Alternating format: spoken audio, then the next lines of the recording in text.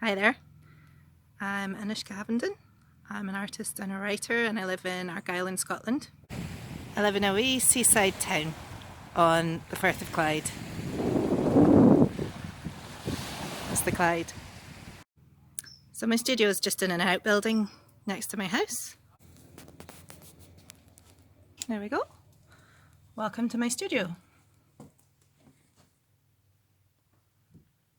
So this is my studio space. I was going to try and tidy it up, but I thought in the end, well, first of all, I don't have very much time available lately. And secondly, this is how I work. So I'm going to show you it in its raw state. This is part of the process of how I work. I'm not a neat artist, and the mess and the accumulation of different detritus and traces of previous work actually probably ends up being incorporated into the work. And I think accident and residue and things are also things that I'm quite keen on keeping in my work. So I'm going to show you that as a kind of excuse for the state of my studio. So this is my main space here. I have a lovely bench that I've cluttered with stuff. But this is one of the places I tend to work. I have also my shelf, where my current work is, a bookshelf, some other shelving stuffed full of pictures. I work on the windowsill quite often. And on this sort of trolley thing.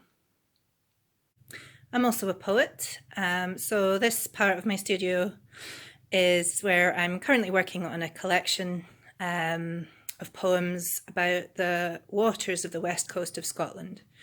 A lot of the subject matter for my poetry crosses over with that of my visual art. I've got a lot of watery images and mermaids and that kind of thing in my work. So yeah, this is my poetry writing desk. There's a collection of things I found mostly on the beach. Vessels, bottles, lamps.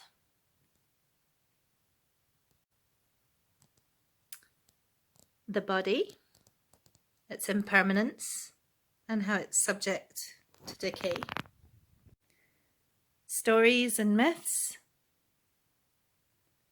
These are my mermaids. I'm very drawn to the sea. I reference the sea and water and boats quite often in my work. Life drawings are a really important part of my work. These are all life studies. I tutor life drawing and I run classes. This is my pastel box. I work with everything, completely mixed media. I like seeing how different materials interact, and I tend, when I'm painting, to get quite absorbed and to grab what comes to hand. Some of my cages. This is my favourite because it has this beautiful shape to it. And I love these kind of semi-opaque structures and the rhythm of the bars. I just find them such beautiful objects. There's a nice blue one.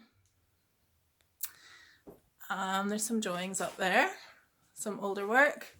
And this one was recently home to my studio pigeon, which was a stray pigeon I found, who sadly in the end had to be put down. But she did provide quite a lot of inspiration. I'll show you a picture. This was an homage to my studio pigeon Ethel after she went. So I quite often play around with materials in my sketchbook, and these are all loosely laid on the paper.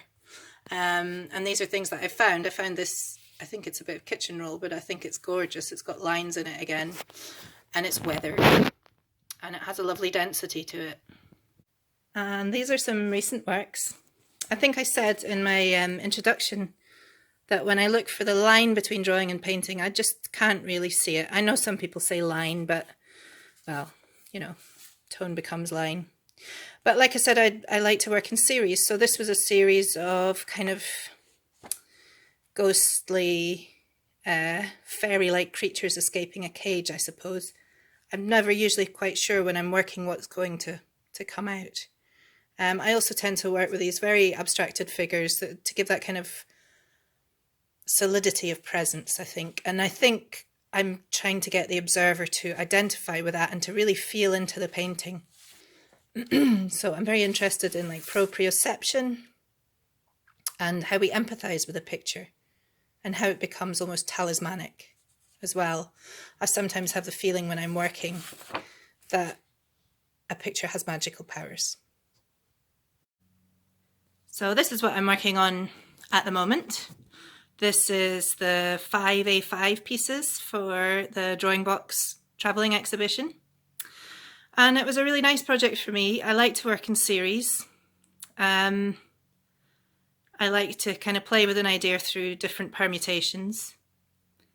And I think these are finished now. I think I'm fairly happy with these. So I'll just show you a little bit closer what I've been working on. So I've got various kind of motifs, I think, that I use a lot. I tend to use painting as a kind of metaphor for lived experience.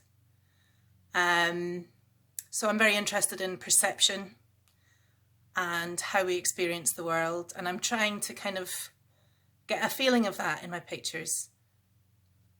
So the frame's important to me.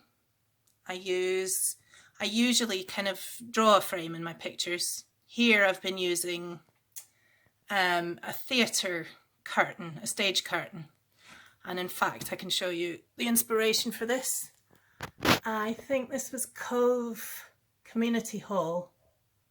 There's a gorgeous red velvet curtains. And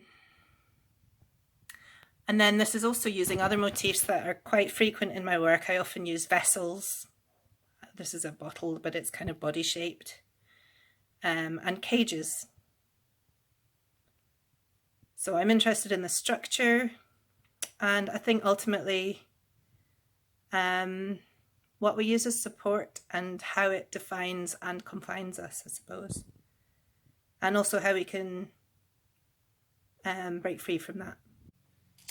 I was trying to think about how lockdowns affected my work. Apart from having to homeschool the children, which really meant that my time was further curtailed, I've never generally had an awful lot of time for painting, drawing, but I had even less over lockdown. So getting to the studio has been a very blessed escape when I could make it.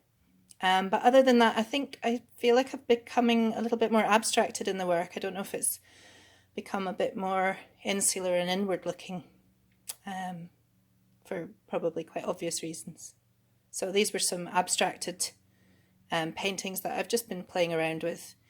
And they're still using quite a lot of the elements that I tend to use, like the frame, kind of cage motif and the figure. But it's just playing a bit more with the sort of reducing the elements to their minimal presence and then seeing what happens. So once I've got all these elements in a picture, I play around with them, and I'm then starting to be interested in the visual aspects, particularly how they interact with each other. And I think of it almost as a kind of manifesting. It feels to me that images have huge power, and that's one of the things I'm interested in with my work. I've been reading Rudolf Arnheim lately. So the whole idea of how we frame the world and how we respond to an image, I find fascinating. And the book that I'm reading is The Power of the Centre, and that's about, placement of images in the frame. But also what I'm looking for in a work is for the work to breathe by itself. I think a lot of people will say that.